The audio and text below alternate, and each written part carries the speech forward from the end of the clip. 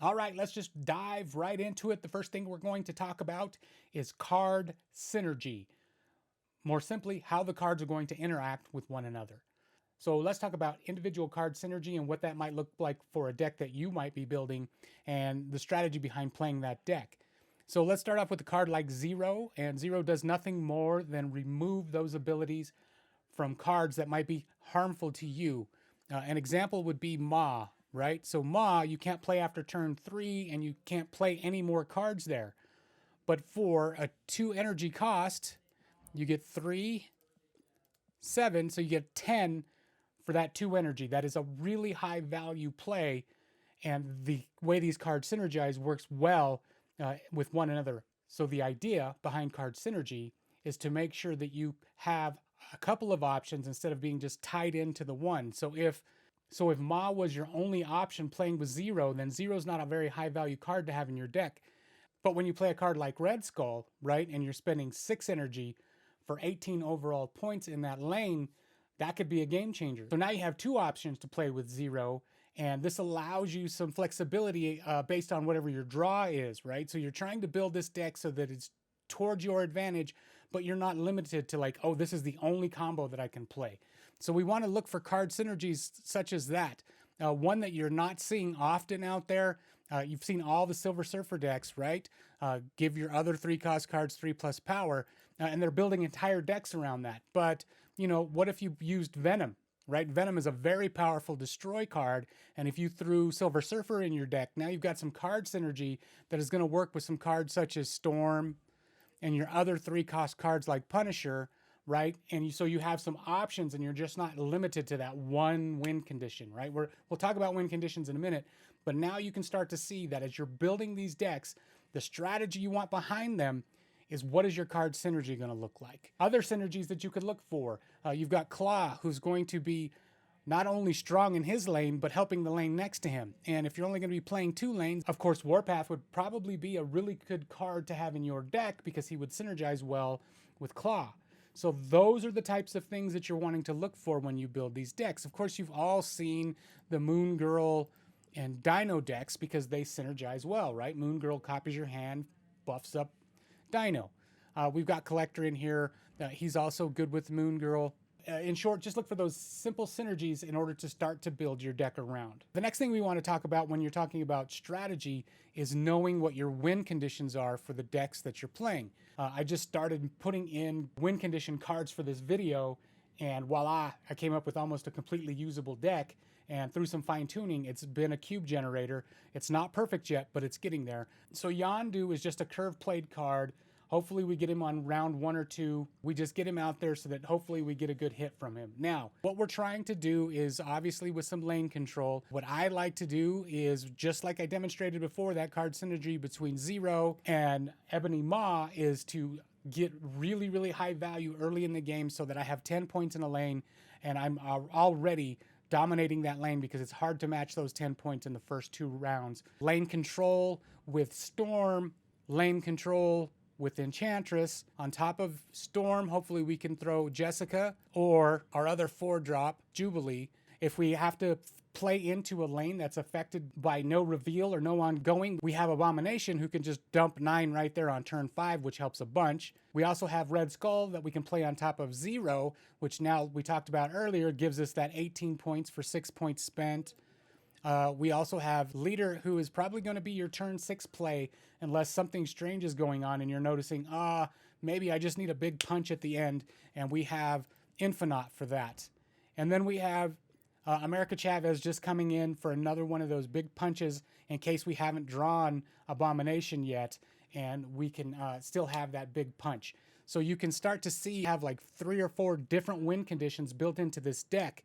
And it's a really, really powerful deck. If you happen to have these cards, you might just want to give it a try because it's a cube generator, and it's a lot of fun to play because when you throw out that Leader, they're not expecting it. Or if you have to pass, when you throw out that Infinite, they're not expecting it because he's not paired with other cards that he's normally paired with, like Sunspot, that you're going to feed those unspent points into. So those are the types of things that you're wanting to look for when you're building decks that have good synergy and you have established win conditions. The next thing we want to talk about is locations. because it is possible that you're building a deck that could be strongly influenced by whatever the hot location is at the time that you're playing your deck. Now, it may be strongly influenced for the positive, which means your deck is really great for that particular location, or you may find that your deck is not going to hold up against whatever that hot location is, so you might have to make some tweaks or play a different deck. An example of that could be Bar Sinister. Most people, when they play Bar Sinister, they try and play their most powerful card there in order to stack as many points as they possibly can. I play Bar Sinister just a little bit different. I'm sure you've seen it, and it's really, really annoying. I play guys like Yondu into Bar Sinister, and all of a sudden, when you're taking 4 cards out of their deck and you happen to hit 1 or 2 of their win conditions, things swing dramatically in your way, and you didn't have to do much but spend 1 point. You got 8 stacked there. You're probably not going to win that location anyway, but that's okay because our deck is built so that we have multiple win conditions that we can dominate the other 2 lanes. I hope this helps you understand how important it is to play around whatever the hot location is, and don't just follow the crowd like a sheeple and just do what you see.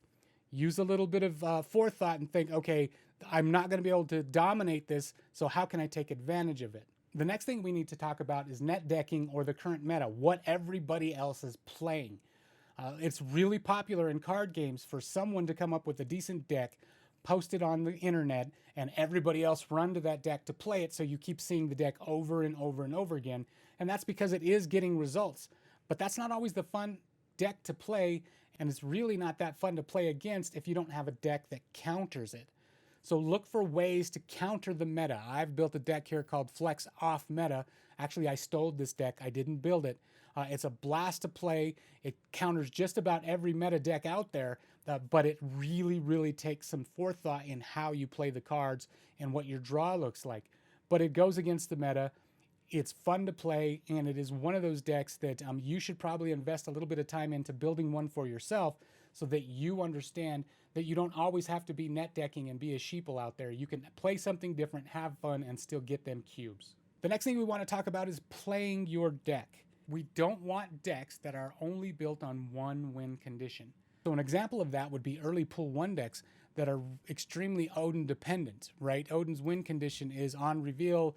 We're going to activate the on reveal abilities of those. If Odin gets taken out, or the locations aren't favorable for our deck, and Odin gets taken out, then we have no chance of winning because we only have one win condition. So you have to understand that when you're playing your deck, is my deck dependent on this 1 win condition?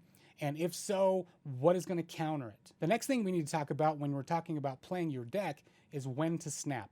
Now, what you'll see most lower level players do is they will snap as soon as they know that they've got it in the bag, right? They're dominating the lanes and they're on turn 6 and they snap. What happens is you end up chasing your opponent away and you don't get the cubes that you were hoping you were going to get. So what you want is that deck that has multiple win conditions, so that when you see them in your hand and your opponent has no idea that you're going to drop 18 in a lane on turn 5 because the location dropped the cost of all your cards in your hand, right? And now you have your 0 and your Red Skull 1 tune sooner. That's when you snap, because they can't see it until after you've delivered it. On the flip side of that, you need to know when it's time to retreat. So snapping and retreating is a skill all in its own in this game, and it's really based on how well you know your deck and what you're playing against, be it the opponent and the locations. So get that deck with multiple win conditions, and then realize that it's time to snap. It's most often going to be earlier than you normally would snap. When you see your hand and, oh, I can play into this, take that gamble and snap. Another thing about playing your deck that you want to be aware of is what directly counters your deck, because it is almost impossible to build a deck that can fight off every counter. So if you have a deck that's weak to ongoing, know that when you're facing an ongoing opponent like a Patriot deck and you don't have anything to shut that down, retreat and go on to the next game. Don't try and slug it out knowing, oh, I hope I get lucky. You're not going to get lucky. Your deck should be built in a way that you know when you're going to win, or at least the odds are heavily stacked in your favor. Don't try and play the odds in a negative way, hoping that you get lucky. just retreat, move on. There's nothing wrong with retreating. You're going to lose the 1 cube, but you can go into another game. Your deck may be more favorable against that opponent, and you can stack up more cubes that way. When we're deck building, another thing that you want to do is give your deck time to mature.